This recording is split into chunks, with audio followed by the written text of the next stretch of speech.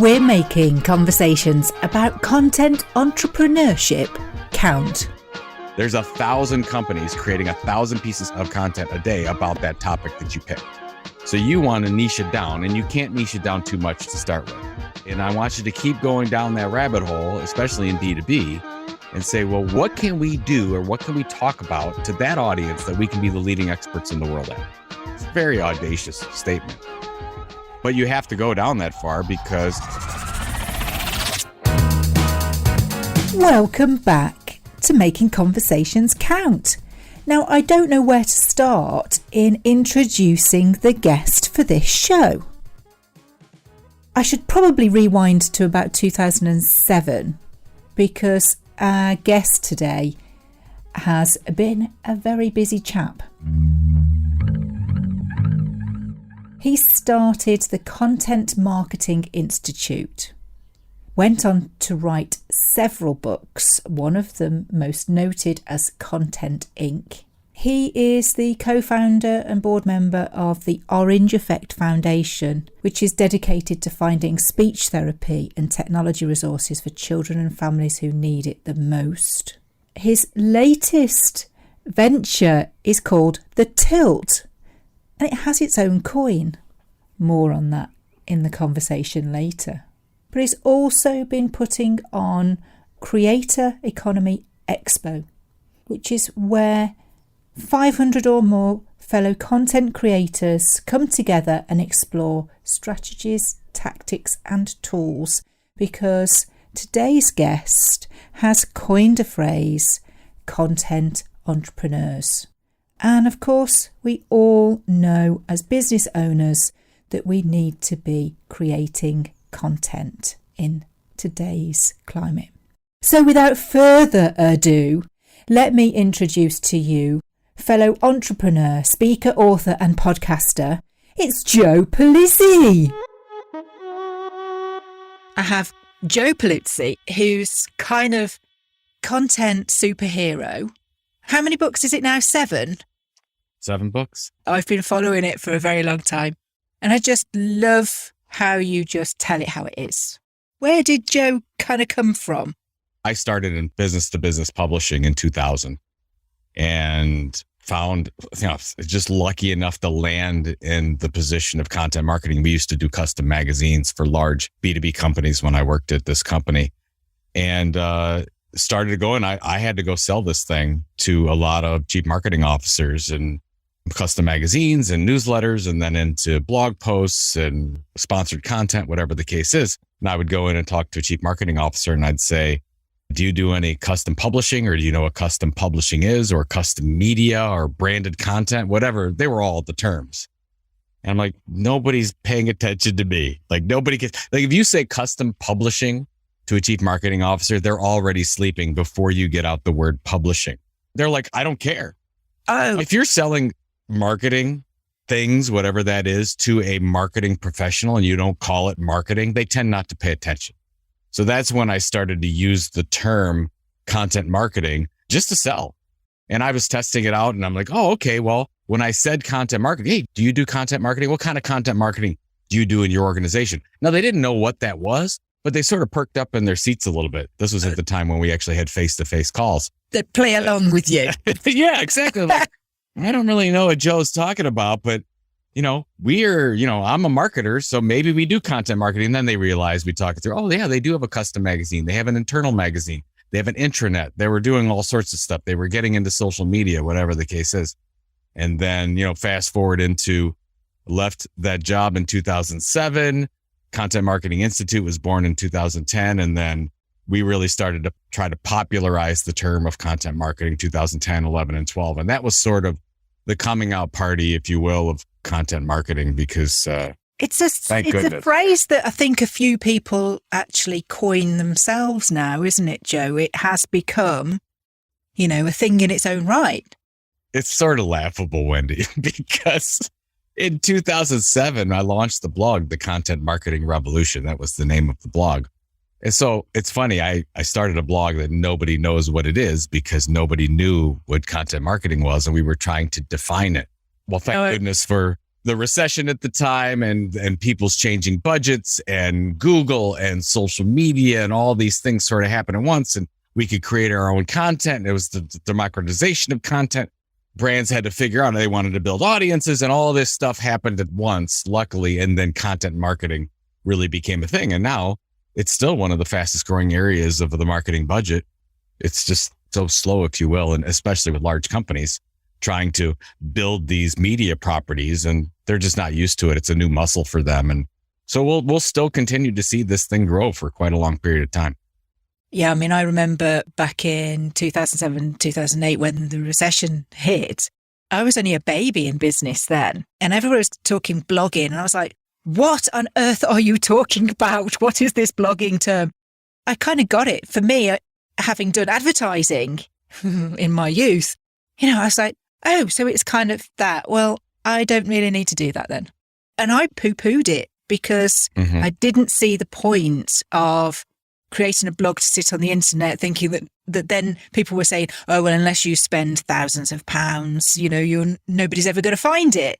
So unless you're then telling everybody about it. And I thought, well, I'd rather just have a conversation and then point them to it after the fact rather than lead with it. So it's interesting for me that, in the, 30 odd years of being in the business, that things just take on new names.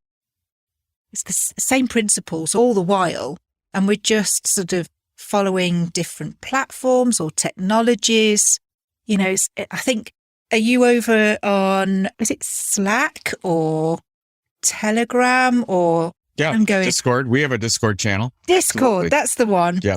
So tell us a little bit about Discord, because I'm old and I need educating. Yeah, it's just very simply, it's a discussion forum.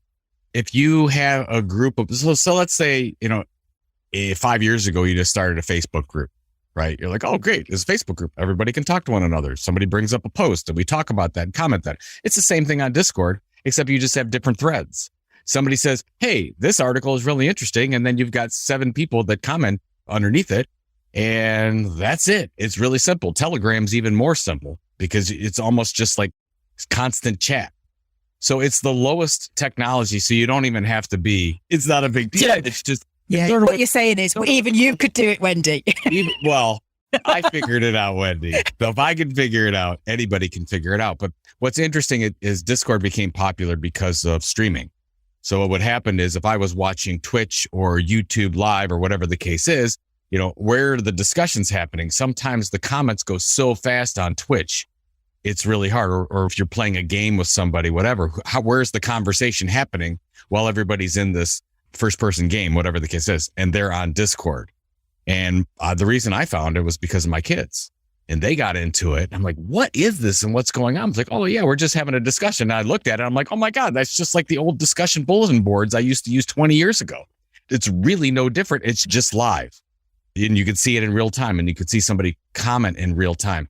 So we've used it as part of our company, The Tilt, to say, okay, you want to get our newsletter? Great. You want to access the content? You're an audience member. But if you want to be part of the community, that happens over here on Discord. And it's amazing. People are meeting each other. They're gaining, professional friendships, whatever the case is. They're learning stuff. So I love it, but it's not for everyone, because you go down that rabbit hole just like everything else. And that's why the reason why I won't get on TikTok. And even my kids tell me I need to, just from a professional publishing standpoint. I won't get into it because I don't want to get addicted to it, because I feel I will. I don't want to go down that TikTok rabbit hole because the algorithms are so good. I'm quite good. I just post and run.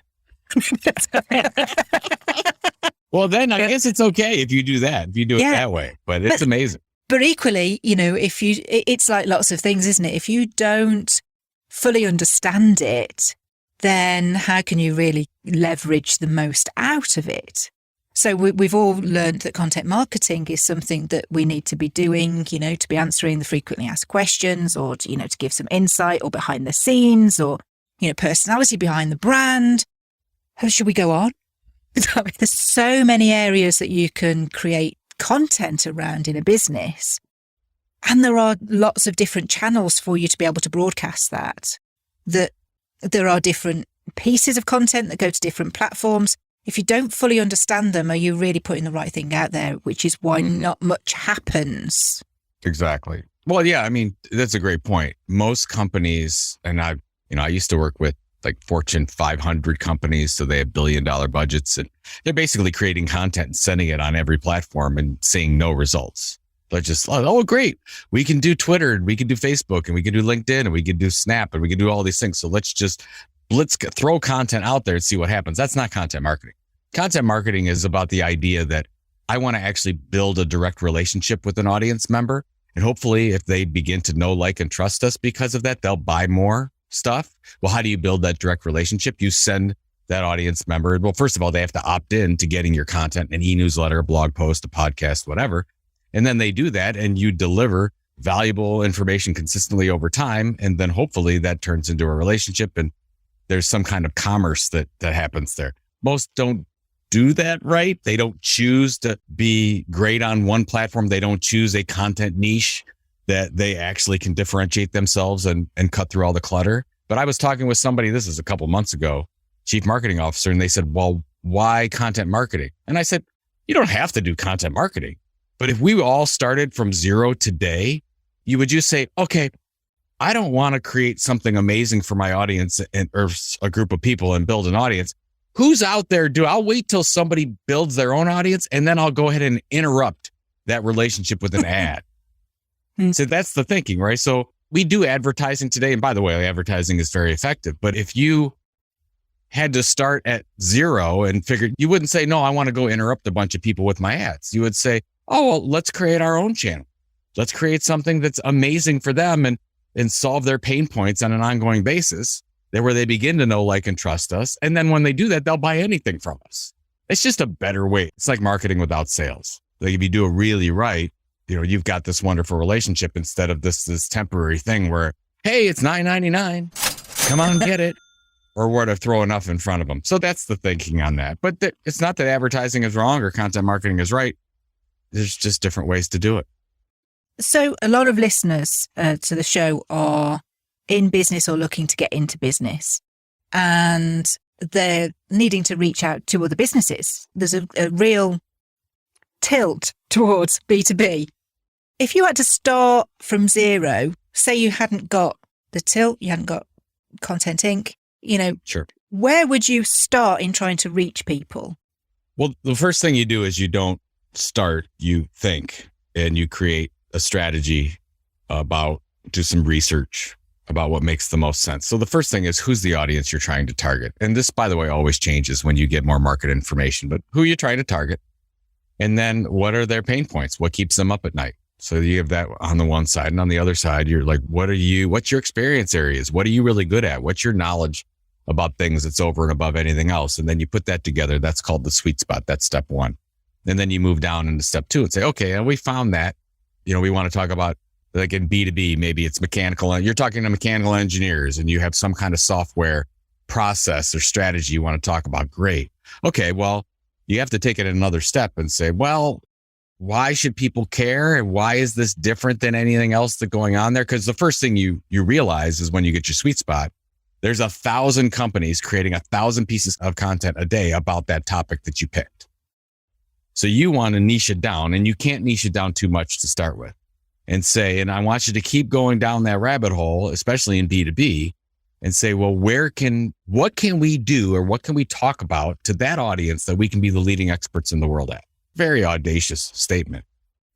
But you have to go down that far, because if you go broad and say, I'm going to talk about cloud computing for IT professionals. Oh, well, God help you. You'll never break through, because there's 70 companies that's already doing that. And they're the most well-funded companies in the world, Microsoft and Salesforce and Amazon.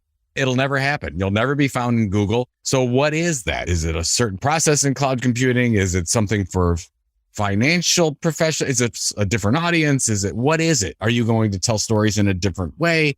Maybe there's no podcast on the topic and maybe you're doing that, whatever. So you find this content tilt, that differentiation. And then the third step, that is where we call building the base. You have to choose.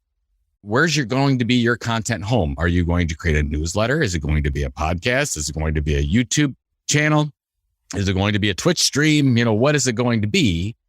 That's where a lot of people mess up, because they want to be everywhere. You actually have to pick one that you're great at. You can diversify later, but pick that one. And then once you pick that one, you deliver consistently over a long period of time. You build that audience and find that audience, and that's the start. And it takes generally 9 to 12 months of really figuring out and fine tuning what is your story and who's your audience and what do you deliver and what's that value and all that. Build that audience. And then what you do, you can go on to the other steps like, oh, now I'm really going to build an audience. Then I'm going to diversify and do lots of other things. Now I'm going to generate revenue from this audience. Those things come later. So it's the same, isn't it? No matter. It is about making sure that you just do one thing good, and you're not going to be getting that overnight success. 17 years on, I'm still looking for that overnight success. It's kind of... You can get it, right? You see them. You'll see, YouTuber hits big or whatever, but they usually don't have a business model behind it, so you never hear about it again. But I'll give you it's a really good example. So have you ever heard of Mr. Beast? No. Mr. Beast is probably the most well-known YouTuber on the planet. And he... I can tell I don't do YouTube well. That's fine. He does a lot of... Now, today, he does a lot of contests and things like that. Started off in like 2011, 2012, creating YouTube videos on a consistent basis. Had no followers, nothing. Then did it, 6 months, 9 months, got 100 subscribers, a little bit more. Then after 2 years, got to 1,000 subscribers and keeps working it, finds his audience, finds his content niche, delivers consistently over time, and now is a multi-billionaire, has, I don't know how many millions, 100 million subscribers, has a restaurant, a burger chain, it's amazing. It's a great success story. But a lot of people look at Mr. Beast and say, oh my God, he went on YouTube and got found and everything was great. No, it took him just like any other business. Took him 3 to 5 to 7 years to make this thing go, to build an audience and then to win. Same thing with us. People say, because for those people that don't know, my wife and I owned Content Marketing Institute. We had a very successful exit in 2016, and people will say, oh my God, I can't believe it. And went from nothing to, well, they didn't know it. We started in 2007. I started with just a blog. It took me 22 months to even realize that we had an audience here and we were saying something. And then I didn't even know we were going to make it till probably 2011, 4 years. So it takes time. Of course, you're always going to have those outliers that just make it right away. But generally that doesn't happen. Joe Rogan did very successful with his podcast, but he was already a celebrity. He was already on Fear Factor. He was already in movies, and then started the podcast, and it took off, and he's very good at what he does from a podcasting standpoint. But even Joe Rogan's been podcasting for 9 years? Yeah. So I think people just sort of forget, as with all businesses, it takes a long time to build an audience and to build that relationship. But once you do, it's the greatest model on the planet, because then now your marketing's already built in. If you already have, let's say you're in business, let's say you're a mechanical engineering company selling that software. If you have 20,000 opt-in subscribers for your email newsletter, that's really all the marketing you need anymore. Those are the people that are going to buy your stuff. And you don't have to convince them that you're trustworthy or credible, because you've been doing that because they open your content already there. every day or week. Yeah, they're already there. That's what I love about content marketing. You don't have to, there's no sales after the fact. Once they just it's basically just them getting to a point where they're ready to buy, and then they buy from you.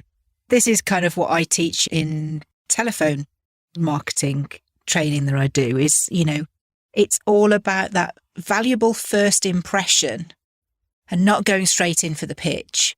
It's about finding out about them. So you're kind of asking lots of questions of a person.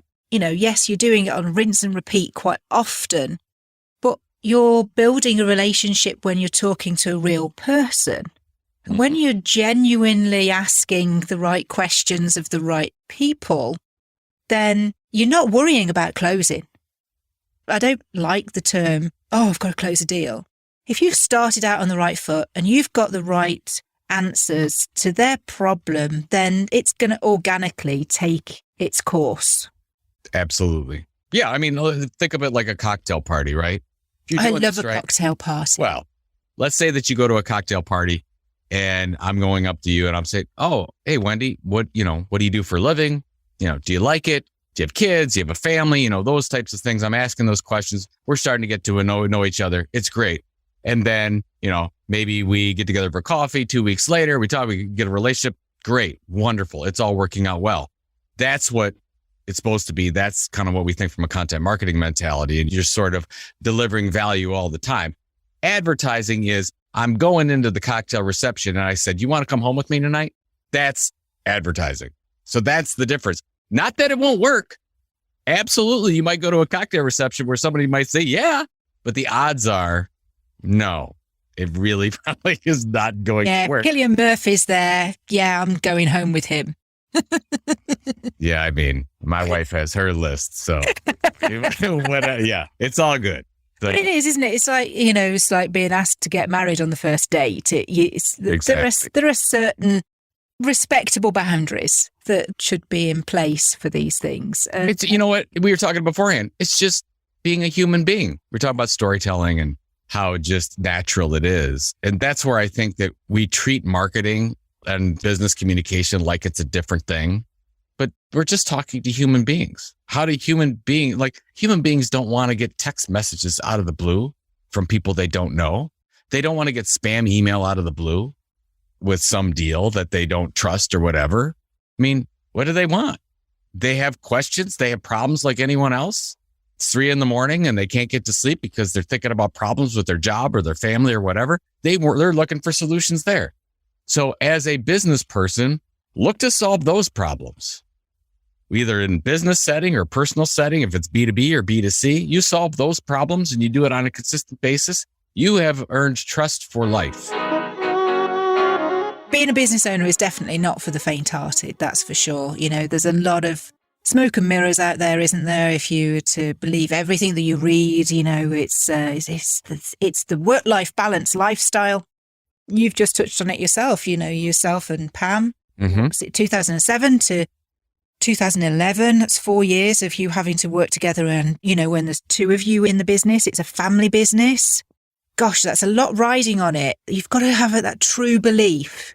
Yes, true belief. And you've got to be a little bit crazy. And most entrepreneurs are a little bit crazy because you're audacious enough to think that you can create something out of nothing and actually build a business, and knowing that the failure rate's pretty high. Within 3 years, half of businesses shut down that don't make it. That's just within 3 years. That's horrible. You know, I think it's something like within 7 to 10 years, only 1 in 10 of those businesses are still going. Oh my God. But if you stick with it, and that's the opportunity too, because so many people give up and they don't realize that this is a marathon and not a sprint. Because one day, as you said before, you're on top of the world. You think this is the greatest day of my life. I'm so glad I started a business. And the next day you're like, what did I do? Like, this is horrible. I'm an idiot. Why did I start a business? Why didn't I leave a secure job with benefits or whatever? And it just goes back and forth all the time. And it's very challenging. That's why my heart goes out to any entrepreneur and business owner. I was talking because you've taken a risk. Yeah, go ahead. The other day, and they're saying, you know, you've got the front door and you've got the back door. If you're in business for yourself and you're thinking about the back door, which is kind of your plan B, it isn't looking very good for you, because what you're actually doing is you're already kind of heading that way, because that's where your energy's going, isn't it? Yes. So if you're an entrepreneur, it's front door only. Front door only. Yeah. Which I thought was quite a good way of looking at it.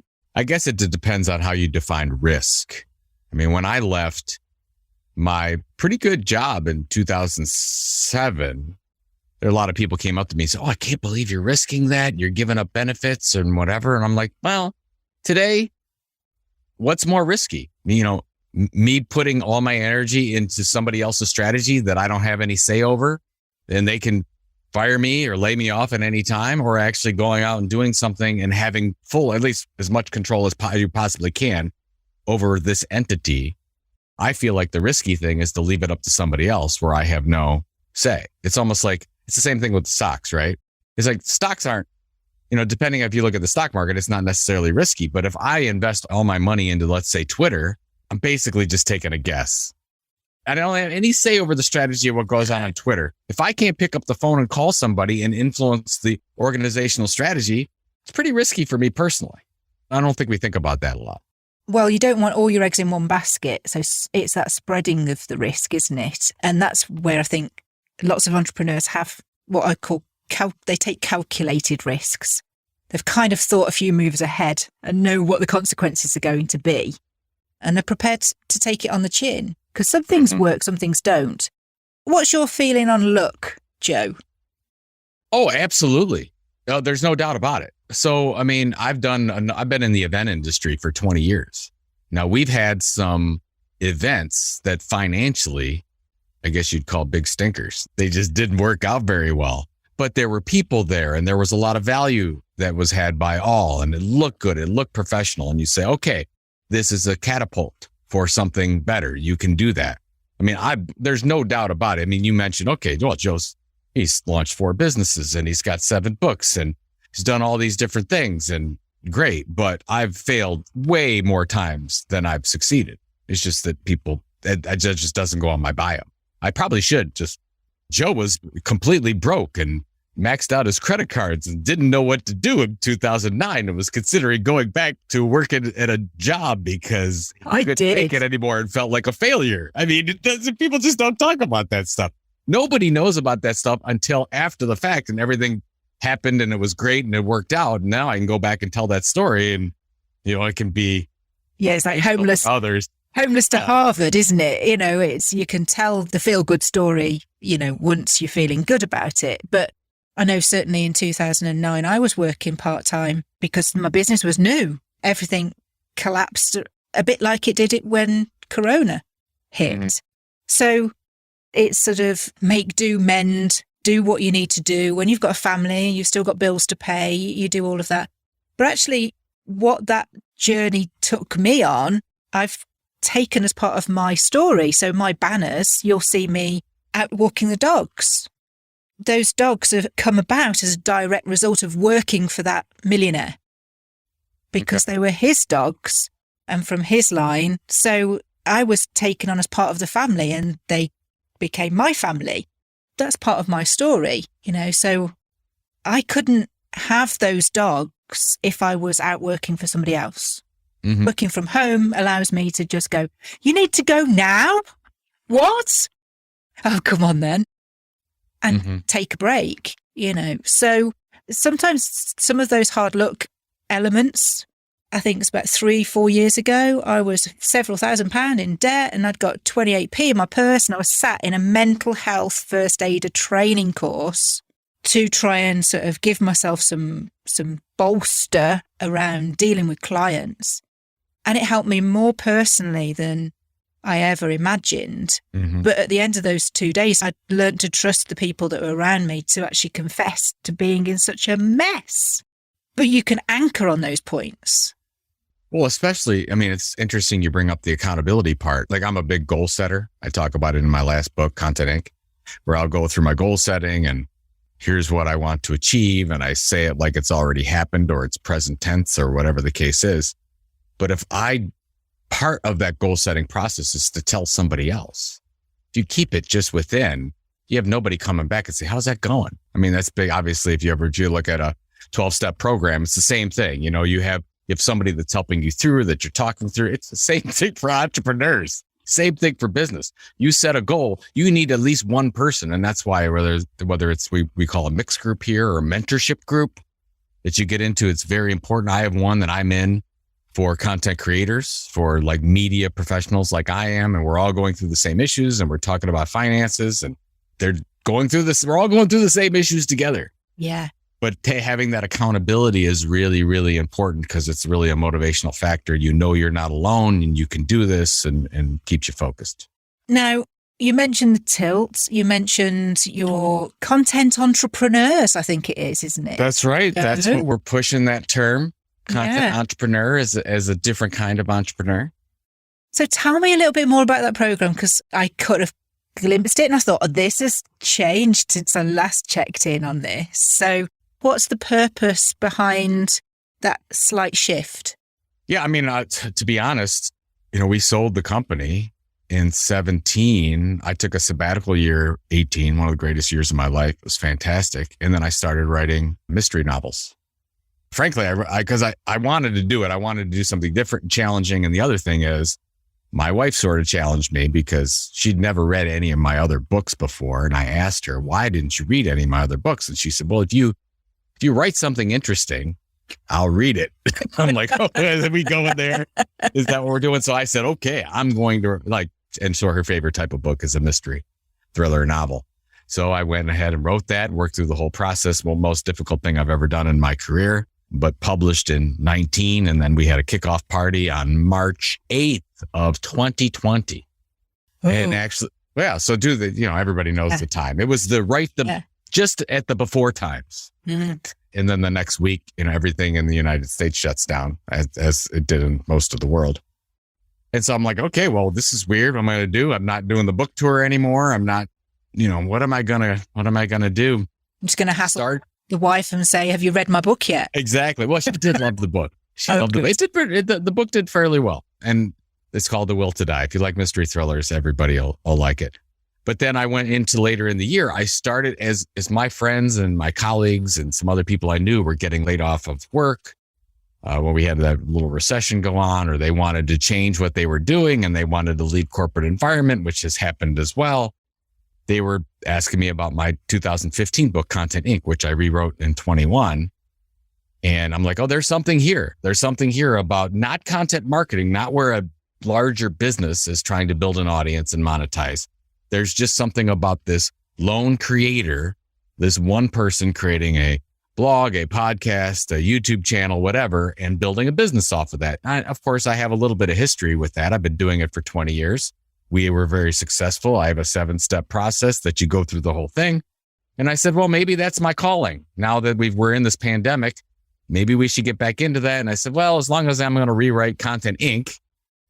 and do that whole thing again, I should just come out and help people even more. So then we said, okay, we're going to launch The Tilt. The Tilt became and is a 2-time per week newsletter for content creators, for businesses trying to do this thing and build an audience and monetize an audience and become financially independent.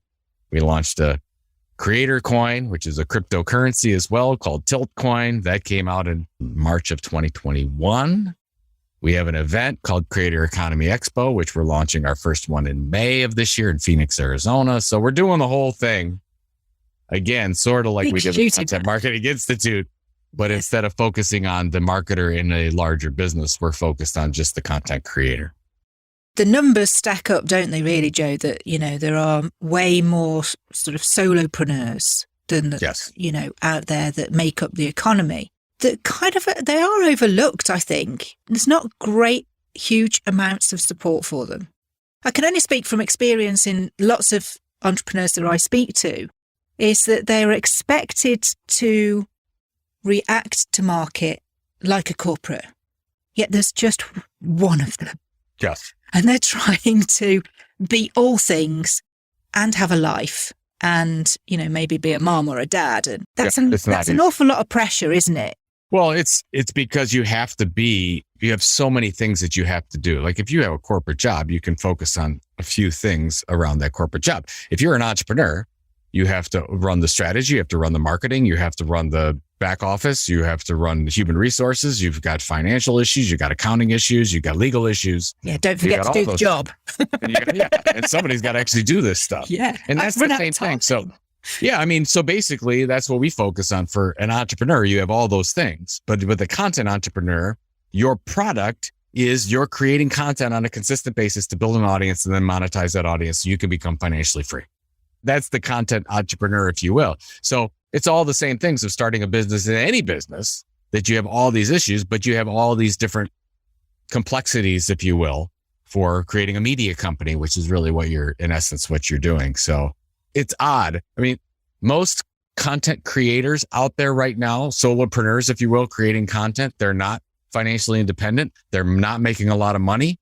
There's not a lot of specific resources to help those people make money. There's a lot of talk about big celebrity influencers, but not what we call the middle class of content creators, content entrepreneurs.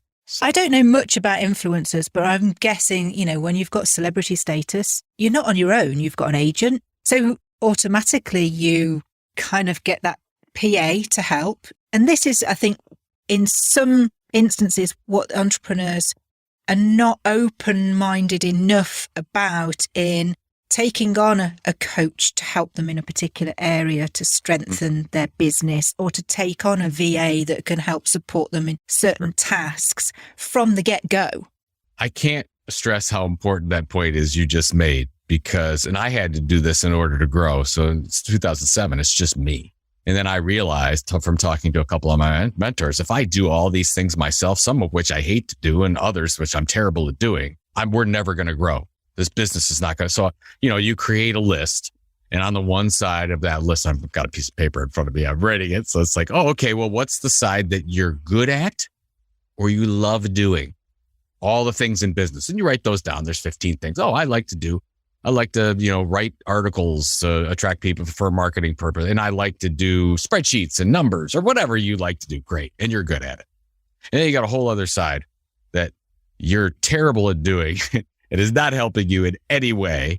Or you don't understand it. If you don't understand it. Or don't understand it or don't hate it. So of course your things like accounting are going to go on there.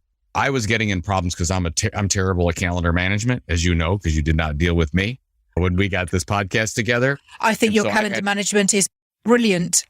Yeah, my calendar management is outsourced it to somebody else, which works very, very well. So I don't touch my calendar at all. And that's been a saving grace for me to do that. Operations, I'm terrible at. So we had to find project managers to outsource. And by the way, these are all done through contractor relationships for the most part. And that helped me. I'm really good at setting strategy. I'm good at new business ideas. I'm good at sales. Great. Joe, you keep doing that.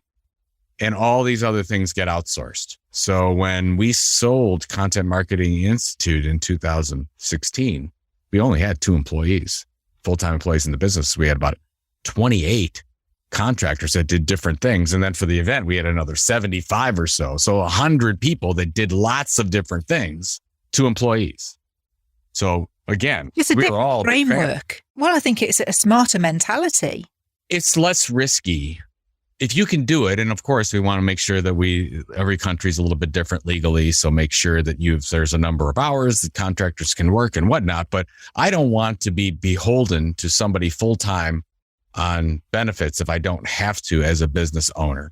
Not that we're trying to get around something. I'm just saying that's a lot to take on as a small business. So we always start people with like 5 to 10 hours a week relationships and see how it goes. Everything's a test run. I never go out with a formal job description and say, oh, here's the job and you're making $100,000 US a year or whatever the case is. We don't do any of that. We'll do, here's the project we need done, or here's the task we need done. And if they do that really well, then we'll go ahead and say, well, here's another one and another one. And that's what we did. And we grew this wonderful family and team and everybody loved it. And there's no reason why that can't happen. It's just, to your point, a different mentality. And I think even as a deliverer, as a contractor, you want to just do your very, very best because it's your own reputation. It's not, that's right. It's a slightly different relationship. Projects are different depending on what it is that you do. But, if you can deliver half a dozen projects through a week, gosh, that makes it for quite a diverse week.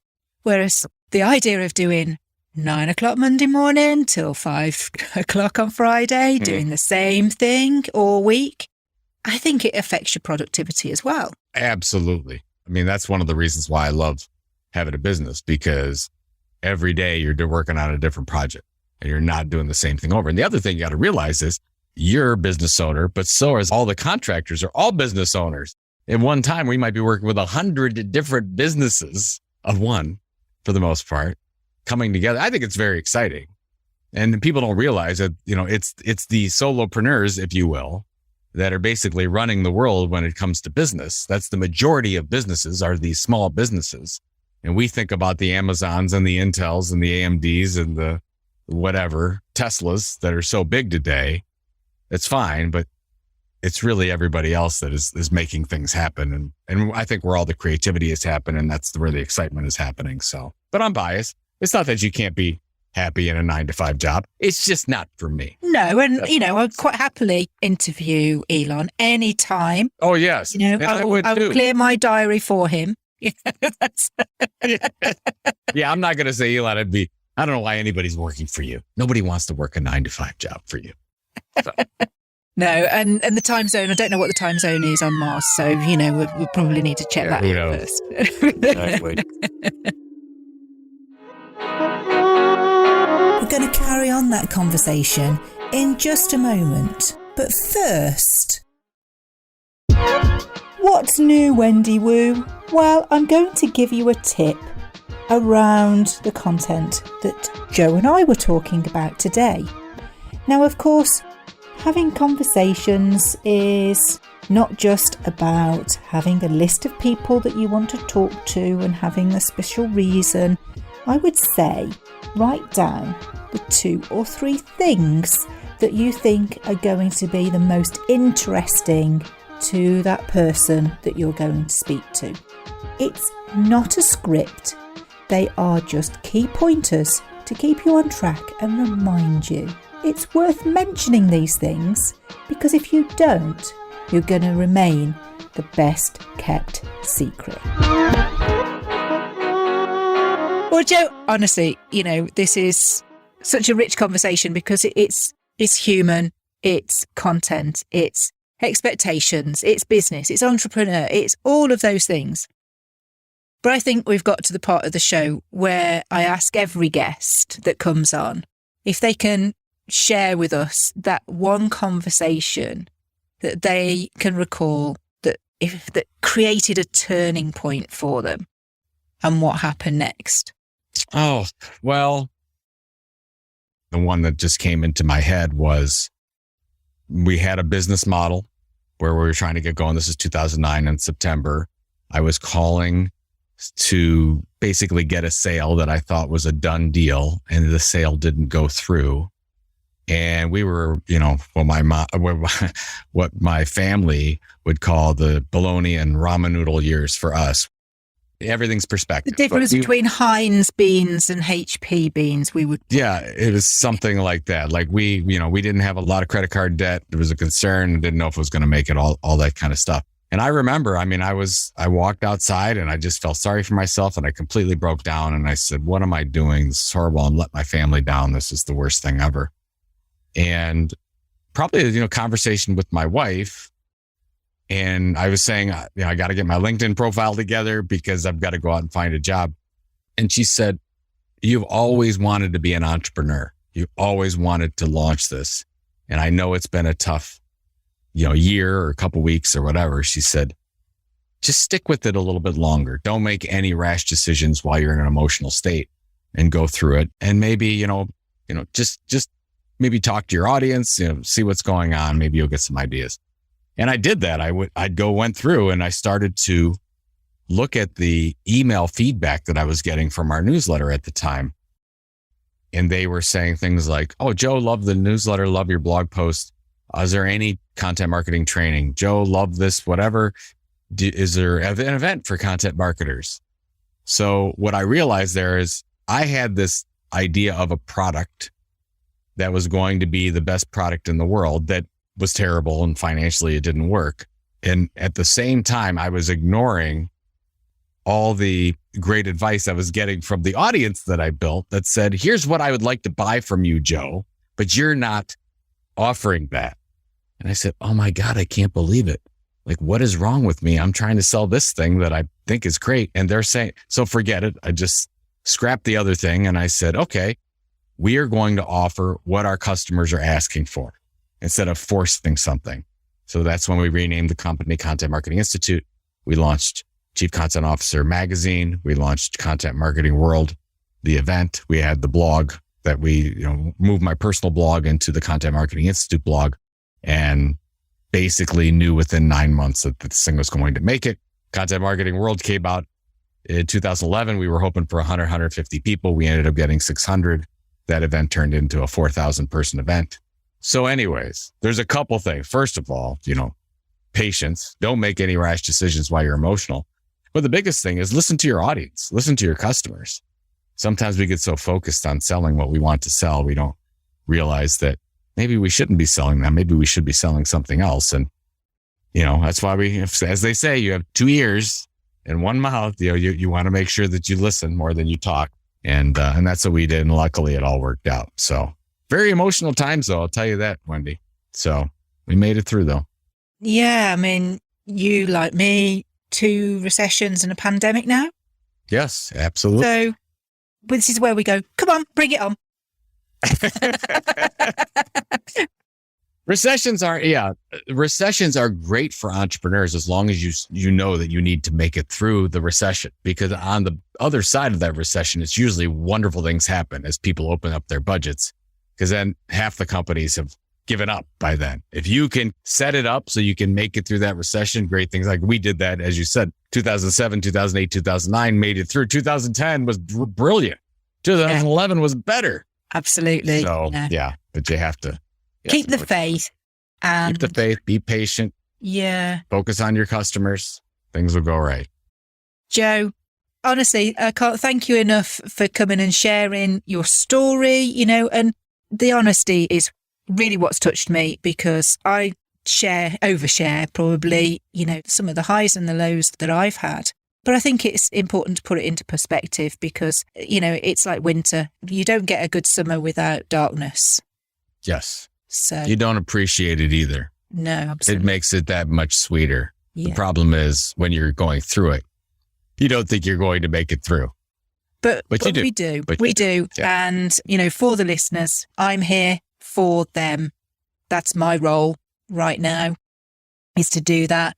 And, should anybody want to reach out to you, Joe, where's the best place? Yes, I'm very, very accessible. So I'm at Joe Pulizzi. That's JoePulizzi on Twitter and LinkedIn and everywhere else. And I try to get back to everyone. Sometimes it takes a couple days, but I'm pretty accessible there. And then the Tilt stuff is thetilt.com. It's a free newsletter. We'd love you to sign up. Great content ideas in there. Thank you. Everybody gets free Tilt coin, our own crypto creator coin. Cryptocurrency. So if you want to learn about that too, and it doesn't cost you anything. Part 2, Joe. Community. Where you explain what crypto coin is to an old lady. Yeah. I mean, I really do believe that it is a possible new business model for entrepreneurs, where you have this idea of something that your audience can financially benefit from at the same time as you're delivering value. That's really what we're talking about in social token. And by the way, if you go to the site and you don't know what we're talking about with social tokens and NFTs specifically for content creators, we have a whole library on thetilt.com. Just go ahead and check it out. All the content is free and accessible and whatever. And to your point, like there's a lot of people out there that have no clue. A lot of people think it's a scam. You read what you read in the media, and some of that's absolutely true. But at the same time, there's also a business model here for a lot of entrepreneurs to look at. We're in the very early stages. So think about it. For internet, we're in the late 90s of where we were in internet. Yes. Same thing that's going on right now. So just realize that the Amazons haven't come yet and the eBays haven't come yet. Like these are all new things that are coming down the way. I just wish that those that are in coin, because I know there's a broad umbrella of terminology there that Sure. I just don't understand. But I just wish that those that are in coin wouldn't ask me to marry them the minute that I connect with them. There's a whole industry there that needs some help in how to start a conversation off around a topic that's probably a little bit like speaking to an alien right now. So there's an awful lot of education that needs to go on with that particular industry. So, tap me up and teach me your product, and I'll help you speak to people in layman's terms. It's so true. It's literally like we're moving from horse and buggy to the car. I'll be honest with you. I think I'm pretty technologically savvy. My kids would not agree with that, but I think I am. And it took me 6 to 9 months to really get my arms around some of this stuff like Bitcoin and Ethereum, and then what that means for entrepreneurs and what we need to think about, diversification and those types of things. So now is the time to educate and to just figure it out and read some articles and to understand that this thing is coming. And then you'll have some good education behind you, so you won't get, into some situations where you shouldn't with this stuff. Yeah. So there you go. So, but good. But thank you for the time. It's been lovely. So, Joe, thank you so much. It's been an absolute pleasure. And I'll look forward to talking to you again soon. Oh, I do hope so. I promised you a great chat. And goodness, didn't we get into making conversations about content entrepreneurship count? Gosh, there's such a lot changing in the landscape out there in terms of where we have our conversations and how we start them. Of course, I'm always going to want to encourage you to pick up the phone. All my details are on the dedicated website, all the W's, makingconversationscount.com. Next time, we've got a guest coming on who, quite honestly, could have written the screenplay for the movie The Founder. If you've watched it, that's a big clue to some of the conversation next time. Make sure you follow us on the apps that you're listening from. Please drop us a review. We love to hear that and pass your comments on to the guests. Of course, the team just lifts us up. But join us next time where we'll be making conversations about discernible deeds count. June Martino, the icon. Everyone knew who she was in the area when I met her. And she's staring at me. I'm going, But I realized I just asked her a question no one ever asked her before. Everyone wanted to know what happened. And when she spoke, it made the hair stand up on the back of my neck. I still remember what she said, the way she said it.